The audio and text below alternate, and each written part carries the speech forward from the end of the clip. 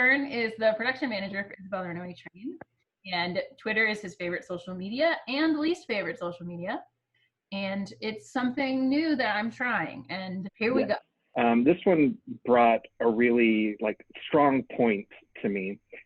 The solution to addiction isn't police, it's healthcare. The solution to homelessness isn't police, it's housing. The solution to gun violence isn't police, it's gun control. The solution to poverty isn't police, it's full commitment to ending poverty for all.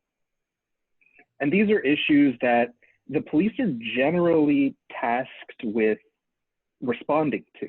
Yeah. You know, the addiction one, for example, it absolutely is healthcare. Whenever somebody is having some sort of substance abuse problem, the police aren't going to do anything but, possibly incarcerate them. That's the extent of their powers. They're not therapists, counselors, people who are trained to deal with people who are addicts. Yeah. They're trained to arrest, and that's about it. And that's sort of where their power ends. And I think this brings up a really good point that police officers are more often than not responding to situations that are, I don't know about out of their control, but they're not properly trained or educated to properly respond to those situations. Yeah. Mm-hmm. And it's interesting that I've seen that there are some arguments for just training police officers more. And I think it's great to train people in things, but all the things, if you list what they need, we have those people already. They're called social workers. So this is from Marywood University. It's by Karen Rich, who has a PhD, and Patrick Sefrin, who also has a PhD. And it's a study of police interviews of maltreatment reporters. And the main question that they're trying to answer is, do attitudes matter? As in, do the attitudes of these police officers towards this group of people matter? Does it make a difference in, how these cases are responded to? There's a disparity between male officers and female officers when it comes to interviewing and following up on these cases, where female officers are more likely to empathize and sympathize with the victim than male officers. And the thing that sort of made me angry is that male officers are more likely to buy into maltreatment myths.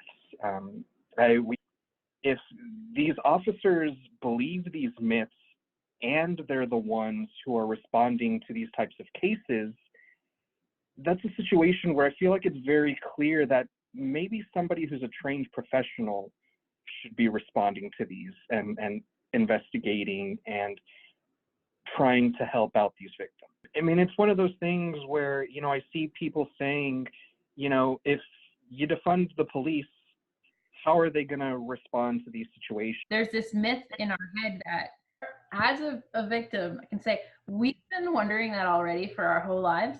We've been wondering who's going to help us, and it's not been the cops. So we would like something different. And I can't speak for all survivors. And I know that there have been survivors who's had good experiences. Most people that I talk to, the cops are not doing a good job supporting survivors. And it's really frustrating.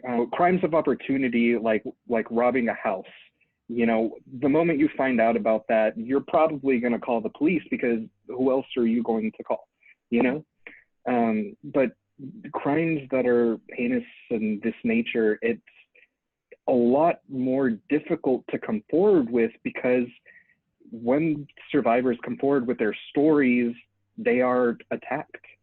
And that's sort of the reason why survivors tend to not come forward, is because they fear that retribution, they fear not being believed.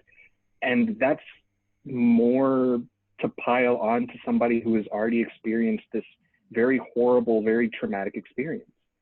And it's frustrating. It's frustrating because,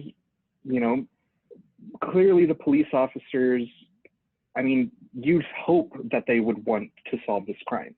You would hope that they would want to engage and understand and be empathetic. But when survivors are hearing stories and they're seeing in social media of other survivors coming forward, police not taking them seriously, other people attacking them, even news media, you know, sort of saying, playing the victim blame game, it's tough and it's frustrating. And I don't know how to change that culture. I'd like to think with our training program, with us believing that take care of yourself when you hear a story of a survivor, then take care of them and help them and believe them, and spreading that message to other people who don't have personal experiences or haven't heard stories of survivors might be a good way to sort of create this sustainable culture of actually being empathetic and believing survivors. Because thanks for sharing some of I feel super, I want to say thanks for sharing some of your part with me, and it makes me feel like a preschool teacher with a guitar, but that's what I'm feeling, so we're gonna go with it. I think you're right, and for those of you who haven't been to our training program, a core belief of ours is that we think it should be normal to know how to support a survivor, and that's a first step, and that's what we focus on, is normalizing the ability to support survivors. So our theory of change, or our win, is that we think it should be normal to know how to emotionally support a survivor. Based on what bothered you on Twitter recently, and what has bothered me as well, but off of Twitter because I'm still learning to use it. Can we make this some sort of phrasing around this when it comes to like understanding the cops? It should absolutely be normal, or we should at least try to be normalizing education on systemic racism. Yeah, imagine if Twitter were full of people who were educating themselves on systemic racism, questioning authority, and healthy ways, checking facts, and practicing empathy. Wouldn't Twitter be awesome, Fern? It really would be. But it's not. That's not what Twitter is.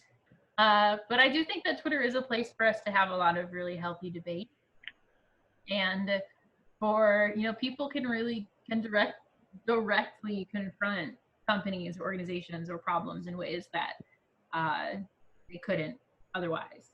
Twitter has created that kind of a platform. So absolutely, yeah. And it's very invaluable for current events. I'll see things on Twitter that I won't see on Facebook, for example, until days later. You know? If you have something that's bothering you on Twitter, you're welcome to talk about it with us. Just tweet it at me. And my handle is @FernVLZ. Okay, so we have what is the past perfect? Anyway, we dove. Yeah, we dove.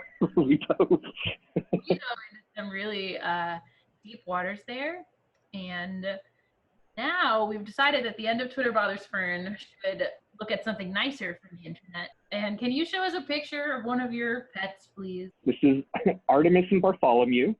Artemis is the gray cat and Bartholomew is the orange one. And they are so happy in their new home. We've given them their shots. We've given them tick medicine, ear medicine, or flea medicine, and they're just so happy. Like, look at that. So good. They're cuddling. That's so nice. I do feel better. This was the right way to end. I'm doing all touchscreen right now because, well, I didn't drop water on my keyboard. I dropped a book, and as I caught the book, it knocked over a pen thing, and as I caught that, it knocked over a water bottle, and the water bottle got, and it was a really bad It was a chain of events. And the problem kept continuing.